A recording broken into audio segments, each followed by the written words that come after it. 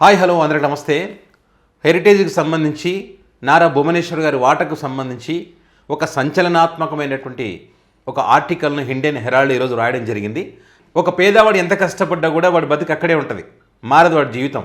కష్టాల మీద కష్టాలు వస్తూ ఉంటాయి.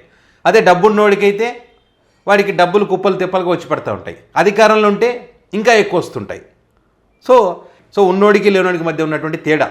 నారా చంద్రబాబు నాయుడు గారికి ఎన్ని కోట్లు ఆస్తుందో మనందరికీ తెలుసు. మొన్న ఏఐడిఆర్ అనే ఒక సంస్థ ఈయన ఆస్తులకు సంబంధించి మనం చూసాం. అంటే భారతదేశంలోని రాష్ట్ర ముఖ్యమంత్రులు నెంబర్ 1 అధిక సంపాదన అధిక ఆస్తి కలిగినటువంటి ఏకైక ముఖ్యమంత్రి ఎవరంటే చంద్రబాబు నాయుడు గారు అని చెప్పి ఏడిఆర్ రిపోర్ట్ ఒకటి మనం చూసాం. అసలు విషయం ఏంటి అన్నప్పుడు 24 గంటల్లోనే హెరిటేజ్ సంస్థలో 121 కోట్ల రూపాయల లాభము మరి నారా భువనేశ్వర్ గారి వాట కింద వచ్చింది. సో వాళ్ళ కంపెనీకి వాళ్ళకి లాభం వస్తే తప్పేముందని అనుకోవచ్చు. కానీ ఇక్కడ అనేక అనుమానాలు కలుగుతూ ఉన్నాయి. ఎందుకు అంటే 2024 ఎన్నికల తర్వాత వీళ్ళు అధికారంలోకి వచ్చారు. అధికారంలోకి వచ్చిన తర్వాత కొన్ని అడ్వాంటేజ్ ఉంటాయనేటువంటిది చాలామంది యొక్క అభిప్రాయం.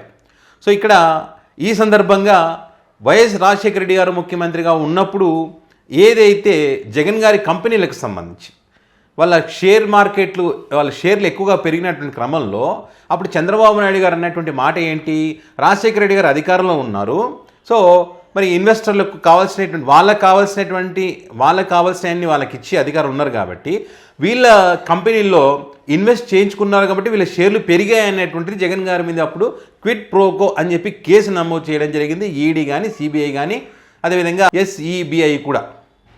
సో అందరూ కేసులు పెట్టి జగన్ గారిని టార్గెట్ చేశారు. అప్పుడు అధికారంలో ఉంటే ఆ రకంగా వాళ్ళకి కావాల్సింది వాళ్ళకి ఇచ్చి కంపెనీలు షేర్లు పెరగడానికి ఛాన్స్ ఉంటుంది అని చెప్పి. సో ఇప్పుడు ఇక్కడ కూడా వీళ్ళు అధికారంలో ఉన్నారు కాబట్టి ఒకటే రోజు అంటే 10% ఇక్కడ ఈమె భువనేశ్వర్ గారి వాట కింద అంటే భువనేశ్వర్ గారి వాట 24% ఉందంట. నిన్న లాభం చూస్తే 10%, ఒకరోజు 120 కోట్ల లాభం అంటే 10% ప్రాఫిట్ వచ్చింది. అండ్ అదేవిధంగా ఇప్పుడు ఏదైతే ఈ దక్షిణ భారతదేశంలో డైరీ మార్కెట్లో 5,000 కోట్లకు పైగా ఆదాయం కలిగినటువంటి కంపెనీ అని చెప్తా ఉన్నారు. ఈ అధికారంలోకి వచ్చిన తర్వాత ఇంకా ఎక్కువగా వీళ్ళ సంపాదన పెరిగిందనేటువంటిది ఇప్పుడు చర్చ. సో ఈ రకంగా ఒక్కరోజులోనే 120 కోట్లు రావడం ద్వారా వాళ్ళ కుటుంబం లాభపడింది. కానీ రాష్ట్ర ముఖ్యమంత్రిగా ఉన్నటువంటి ఆ కుటుంబ పెద్ద ఎవరైతే చంద్రబాబు నాయుడు గారు ఉన్నారో రాష్ట్ర ముఖ్యమంత్రిగా, ఆ రాష్ట్రం మాత్రం అప్పుల్లో కూరుకుపోతూ ఉంది. రాష్ట్ర ఆర్థిక పరిస్థితి రోజు రోజుకి క్షీణిస్తూ ఉంటే వాళ్ళ కుటుంబం యొక్క ఆదాయం మాత్రం గంటకు పెరిగిపోతూ ఉంది. ఒక పక్క రైతులు ఇబ్బంది పడుతూ ఉన్నారు, విద్యా వ్యవస్థలో ఇబ్బందులు పడుతూ ఉన్నారు. డబ్బులు లేవనే కదా ఇప్పుడు మెడికల్ కాలేజ్ ప్రైవేట్ పరం చేస్తూ ఉన్నారు. మేము చేయలేము, పీపీపీ మోడల్ వాళ్ళే చేస్తారని చెప్తా ఉన్నారు. ఆరోగ్యశ్రీకి నిధులు కేటాయించలేనటువంటి పరిస్థితులు చూస్తూ ఉన్నాం. కానీ ప్రజలకు మౌలిక సదుపాయాలు కల్పించడం కోసం టెండర్లు పిలిస్తే కాంట్రాక్టులు రానటువంటి పరిస్థితులు చూస్తూ ఉన్నాం.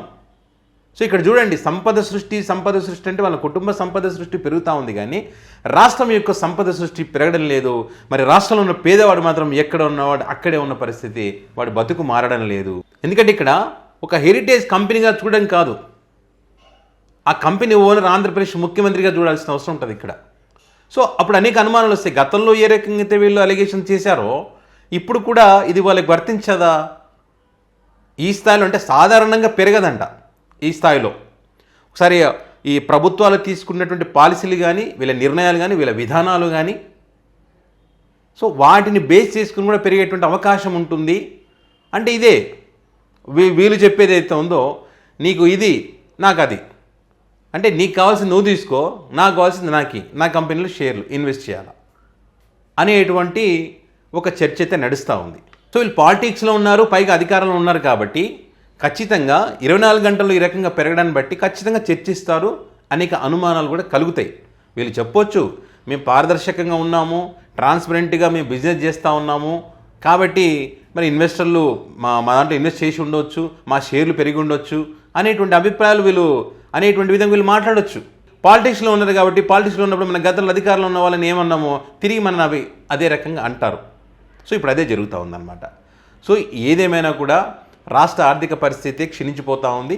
చంద్రబాబు నాయుడు గారి ఆర్థిక పరిస్థితి మాత్రం రోజు గంట గంటకు పెరుగుతూ ఉంది. ఫర్ ఎగ్జాంపుల్ ఇక్కడ 24 గంటల్లోనే 120 కోట్లు రావడం అనేటువంటిది పెద్ద ఎగ్జాంపుల్. మరి ఈ అంశానికి సంబంధించి ఇండియన్ హెరాల్డ్లో ఒక ఆర్టికల్ అయితే రాయడం జరిగింది. ఈ రకంగా రావడం అనేటువంటిది అసాధారణము. అండ్ అదేవిధంగా వీళ్ళు అధికారంలో ఉన్నారు కాబట్టి అనేక అనుమానాలు కూడా కలుగుతూ ఉన్నాయి.